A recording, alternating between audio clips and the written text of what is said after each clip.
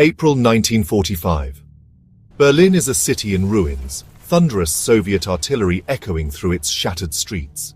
The Red Army closes in, block by block, on the heart of Nazi Germany. Deep underground, in the Führerbunker, Adolf Hitler presides over the collapse of his empire. Once the architect of global war, Hitler is now a broken man, trapped and desperate. The bunker is filled with fear, fanaticism, and denial. Maps show armies that no longer exist. Hope clings to fantasies of rescue. Hitler, physically and mentally diminished, issues futile commands, his followers torn between loyalty and dread. In these final days, Hitler marries Eva Braun and dictates a last self-pitying testament. He orders executions, blames others, and presides over the regime's violent implosion. On April 30th, as Soviet troops fight just meters away, Hitler and Eva Braun retreat to their study. A gunshot rings out. The door opens to reveal Hitler dead on the sofa, a pistol by his side, Eva Braun beside him, poisoned. The world believes the tragedy has ended, but the mystery is just beginning. The curtain falls on the Third Reich, but questions about Hitler's fate are only starting. The official story is set, but doubt lingers in the shadows. The end of Hitler's reign is both a conclusion and the start of a decades-long enigma. The accepted account is simple. Hitler and Eva Braun's bodies are carried to the Chancellery Garden, doused in petrol and set alight as Soviet shells fall. This final act, meant to deny the Soviets a trophy, is based almost entirely on the testimony of bunker survivors like Heinz Linger and Otto Günscher. Their stories describe the hurried cremation, the chaos, and the lack of any public evidence. No photographs, no independent investigation, just words from those who were there. The Soviets quickly seize the scene, and the physical evidence vanishes. The Allies accept the testimonies, eager to close the book on Hitler and move forward. But the absence of a body, a grave, or forensic proof leaves the story resting on shaky ground. The world wants closure, but the foundation is fragile. With the Soviets in control, doubt festers.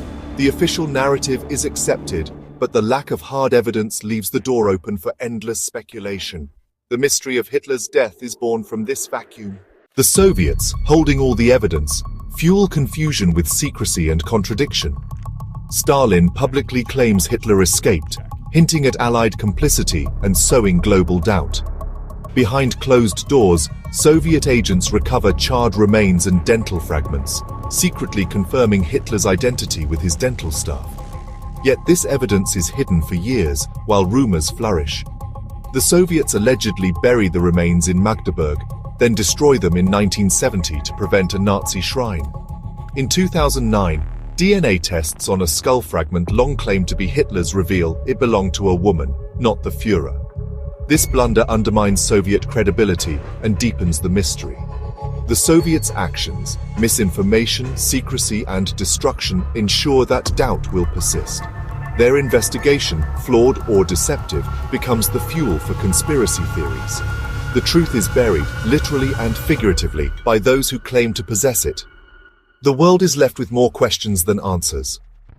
With the official story in doubt and Soviet misinformation rampant, alternative theories flourish. The most enduring Hitler escaped Berlin, aided by loyalists, and fled to South America.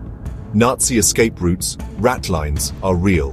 Thousands of war criminals, including Eichmann and Mengele, found refuge in Argentina and beyond. Reports of U-boats arriving in Argentina after the war and declassified FBI files and CIA files investigating Hitler sightings add fuel to the fire. The infrastructure for escape existed, and the idea that Hitler could have used it seemed plausible in the chaos of 1945. While never substantiated, these rumors keep the escape myth alive. Argentina, under Perón, became the epicenter of the Hitler survival legend. Stories of a mysterious German estate in Patagonia, guarded and secretive, circulate for decades. Books like Grey Wolf claim Hitler lived in Argentina, raised a family, and died in 1962. Eyewitness accounts and declassified documents are cited, but no hard evidence emerges. No photos, DNA, or grave. The myth persists, captivating imaginations, but remains unproven. Without proof, Hitler's supposed South American exile is just another story. The official story relies on the memories of bunker survivors, memories shaped by trauma, fear, and loyalty. Their testimonies are riddled with contradictions: who heard the gunshot, who saw the bodies, how the cremation unfolded. These were not impartial witnesses. Many had reasons to protect Hitler's image or their own. The destruction of the bunker and the loss of physical evidence mean we can never verify their accounts. Historians are left to sift through conflicting stories, trying to separate fact from fiction. The physical stage is gone, the evidence erased. The truth is tangled in a web of unreliable memories. Doubt is built into the very foundation of the narrative. The mystery endures because there is no body, no grave, and no definitive proof. Soviet secrecy and misinformation created a legacy of mistrust. Hitler's status as history's ultimate villain makes a mundane suicide feel unsatisfying, fueling the appeal of escape theories. Conspiracy thrives where evidence is lacking and the story is unfinished. As witnesses die and memories fade, speculation grows. Each generation rediscovers the inconsistencies keeping the debate alive. The mystery is self-perpetuating, a puzzle with missing pieces. The absence of closure ensures the questions will never fully disappear. The story of Hitler's death is as much about our need for answers as it is about the facts. Will we ever know the full truth about Hitler's fate? Almost certainly not. The evidence is gone, the witnesses are dead, and the site is lost. Most historians agree Hitler died by suicide in the bunker, but the lack of proof leaves an asterisk. Escape theories persist because the story is incomplete and the questions are compelling. The mystery reminds us of the importance of evidence and the dangers of secrecy. It speaks to our desire for justice and closure, denied by Hitler's unverified death. In the end, the most likely story is suicide, but doubt will always linger. The bunker's secrets remain, echoing through history and imagination.